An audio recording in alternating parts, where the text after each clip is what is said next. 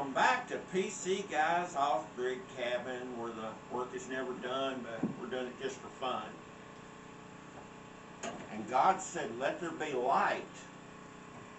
We have one of our electrical circuits rigged up. Got a light switch on the wall, got a plug down here.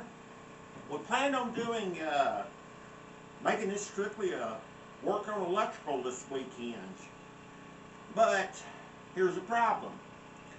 I got so much crap on the floor in here that I was tripping over myself. I've got cords running everywhere. I've got pieces of wood that I need to do stuff with. So I said, okay, I got one circuit completed.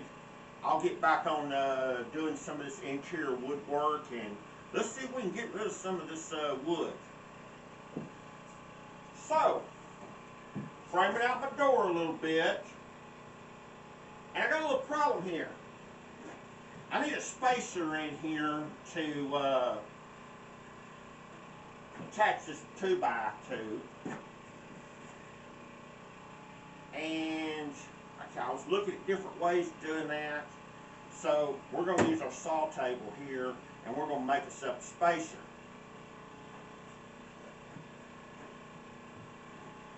I've already got my rip guide on here set to the width, and I'm going to cut this piece of just this little small sliver off this 2x4 so I can stick it in this hole here and have something to put some screws in. You know, I actually didn't take and for years I never had a saw table, and I don't do that much woodwork, so a lot of times I just don't have much of a need for one. But the opportunity came up to get a saw table, and I was like, oh yeah, we got plenty of things we can be using it on.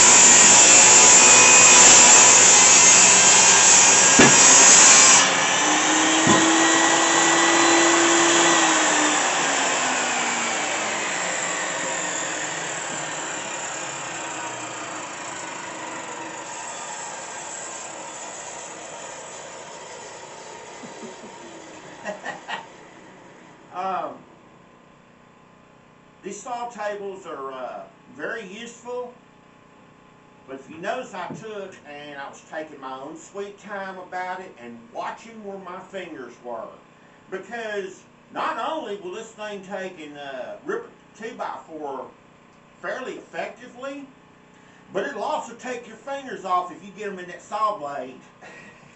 That ain't a good thing. Y'all don't want to see a video of one of my fingers flying through the air.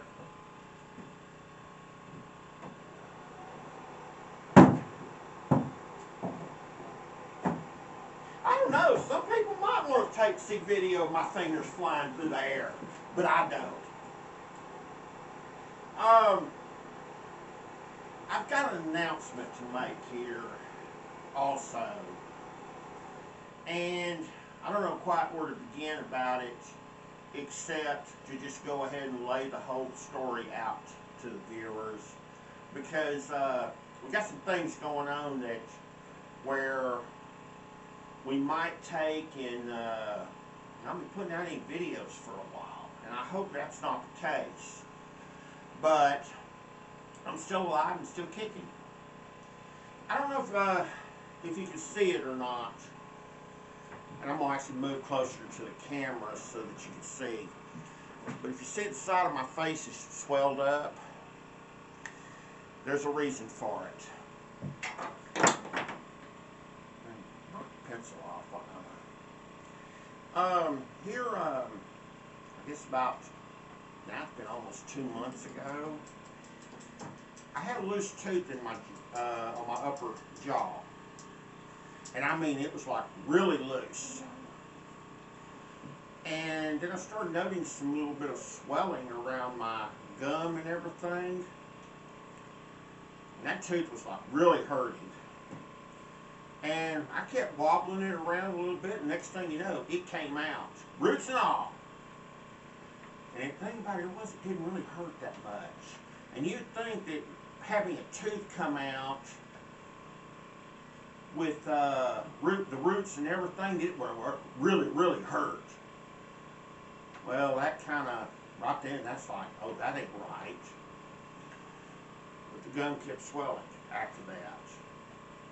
So I went to a dentist, and he took one look at it. He said, I need to refer you over to an oral surgeon to have him take a look at that. So I went in there. He took a look at it, and he says, I need to do a biopsy on this thing. And he ran the biopsy. Then the winter storm hit, and that delayed our results in. Sorry, I'm having a little bit of a hard time talking about this right now. Part of the results. We haven't gotten the final report back yet. Yeah, thank you. I do need Mrs. PC Guy tape to fill in the gaps here a little bit sometimes. Make a long story short, it's cancer. I've got cancer all up in this gum there. Part of my jawbone it's just gone. That's why the teeth started falling out. I actually lost another one Thursday. Same thing, reached in there, it's wiggling around. I pulled it out with my fingers. That's just incredible. It's you're sitting there. I'm sitting there pulling my own teeth out with my fingers. But there's nothing for the roots to attach to. And the thing of it is, this last tooth that came out, it was perfectly healthy. There was no cavities in it, nothing. But there was nothing to hold it in. That's why it was loose. So, right now, I need a lot of prayers from my viewers. Because I don't know what's coming down the pipe anymore. You know, I don't know how bad this is.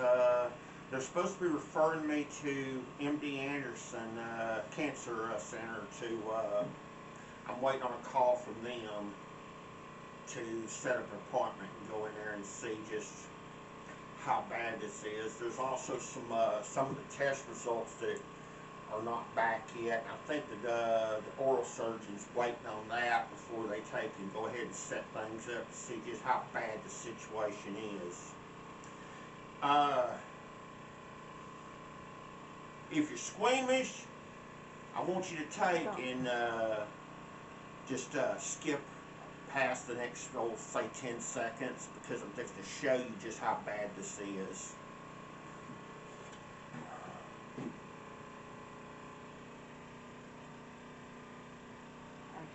I didn't know a person's mouth could swell up like that. Sorry, I'm getting a little upset right now. So, let me take a quick break, and then we'll get back on working on this project.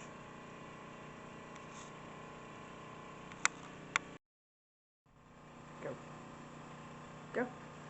Okay, guys, while we were taking our little break here from video and I took and caught up, I went ahead and got my boards in here, put some screws in it. So this, all that is just giving you something to put some screws in too, so we can hold that board there, since it wasn't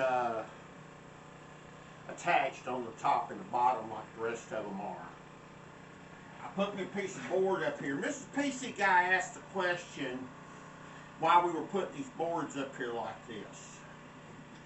And I'm going to show you.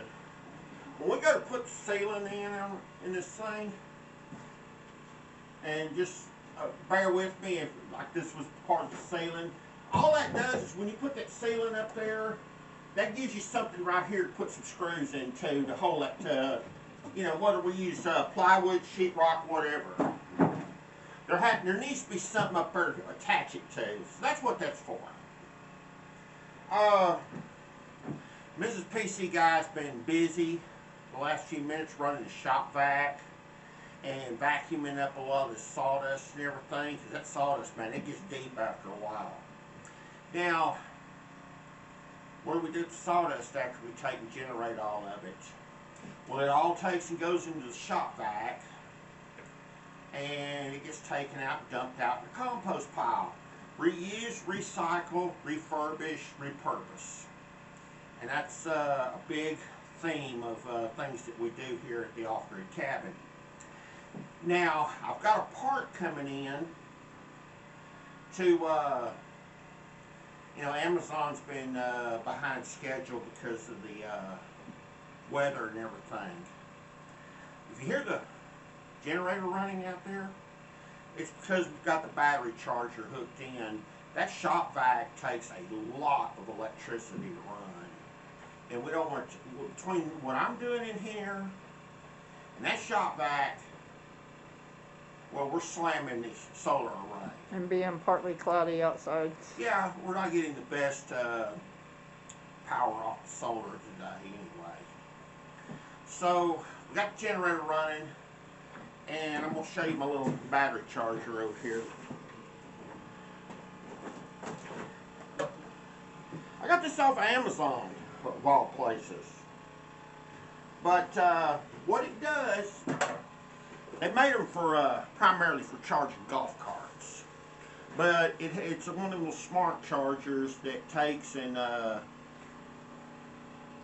it senses the amount of voltage that in the batteries, so it will charge 24 volts. Now what we've got ordered from Amazon is, the closest analogy I can come to is a reverse plug. What it does, instead of it being just a standard plug, it's got the prong sticking out so that you can plug an extension cord into it.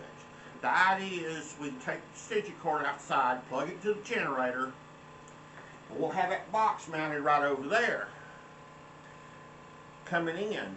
And what we'll be able to do is run Romex cable through the cabin to over where the air conditioner is going to be moved to, and there'll be a plug right over here by the solar. What that's going to do is allow us to have generator power without having a bunch of extension cords running all over the place, because that right now is driving me crazy. We have a dog, Mama. We have a dog. Just exploring new areas of the cabin. But anyway, that's what we got coming up next, is getting that all that stuff for the generator rigged up in here.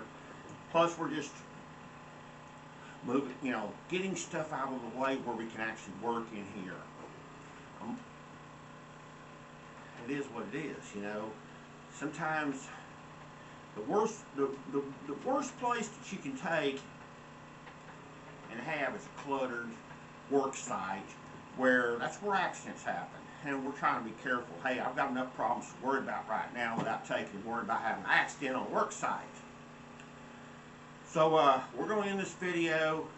We're going to put up a little bit of insulation in here. I think I've got about almost a full roll here available to put up. And we're going to call it a weekend, because right now I'm tired. I've got a lot done this weekend already. And we'll keep you apprised of our other little situation that's going there. I apologize for getting a little emotional, but it's hard for me to talk about. And I would appreciate my viewers keeping me in their thoughts and prayers right now, because I don't know which direction this is going to go in, and I don't know how bad the situation is until I start seeing some experts in cancer and oncology and all those good things. We'll keep you apprised, and keep me in your thoughts and prayers. And I know God's in charge. He's going to do what he needs to do. We appreciate you watching, and until next time, take care of yourselves and take care of each other.